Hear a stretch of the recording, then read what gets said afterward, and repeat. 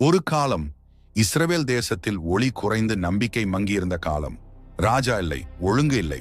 அந்த இருட்டான காலத்தில்தான் ஒரு சின்ன குடும்பத்தின் கதை அமைதியாக தொடங்கியது. நகோமி. பஞ்சம் வந்தது, தேசம் வறண்டது.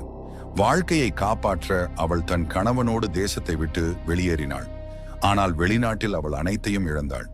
கணவன் இல்லை, மகன்கள் இல்லை, கைகளில் வெறுமை மட்டுமே.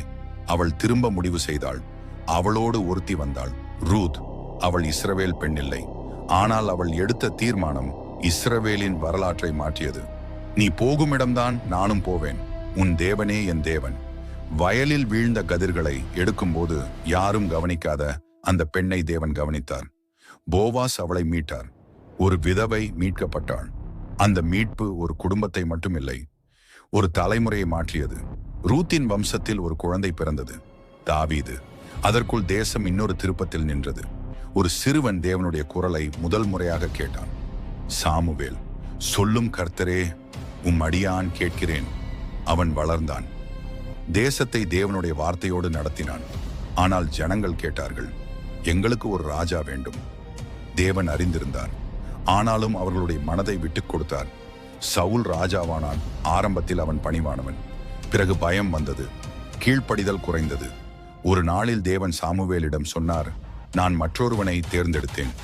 ஒரு மேய்ப்பன், ஒரு சிறுவன், தாவீது. அவன் அரண்மனையில் வளரவில்லை, ஆனால் தேவனுடைய முன்னிலையில் வளர்ந்தான். கோலியாத்தை வீழ்த்தினான், ஆனால் அவன் வாழ்க்கை சுலபமாக இல்லை. சவுல் அவனை துரத்தினான், குகைகளில் ஒளிந்தான், துரோகம் கண்டான். ஆனால் தாவீது தேவனுடைய நேரத்தை காத்திருந்தான். ஒரு நாள் அவன் ராஜாவானான். தேசம் ஒன்றிணைந்தது. ஆனால் அவன் ராஜாதான், அவன் மனிதனும் தான்.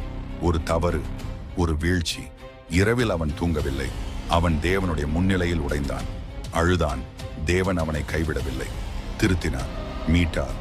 தாவீதுக்கு ஒரு வாக்குத்தத்தம், உன் வம்சம் என்றைக்கும் நிற்கும். நாளாகமம் இந்த கதையை வேற பார்வையில் பார்க்கிறது. மனிதர்கள் வீழ்ந்தார்கள், ஆனால் தேவன் ஆலயத்தை மையமாக வைத்தார். ஆசாரிப்பு, ஆராதனை. ராஜாக்கள் மாறினார்கள், சிலர் திரும்பினார்கள், சிலர் முழுமையாக விலகினார்கள். தேசம் சிறை போனது, ஆனால் தேவன் அங்கேயும் மௌனமாக இல்லை. அவர் தன் திட்டத்தை நிறுத்தவில்லை. ஒரு விதவையின் விசுவாசம், ஒரு சிறுவனின் கீழ்ப்படிதல், ஒரு ராஜாவின் மனந்திரும்புதல், இந்த எல்லாவற்றையும் இணைக்கும் ஒரே ஒன்று தேவன். மனிதர் பலமுறை தவறினார்கள், ஆனால் தேவன் அவர்களை விட்டுவிடவில்லை, திருத்தினார், மீண்டும் எடுத்தார். இன்றும் போல அன்றும் தேவன் தன் மக்களை வழிநடத்தி கொண்டே இருந்தார்.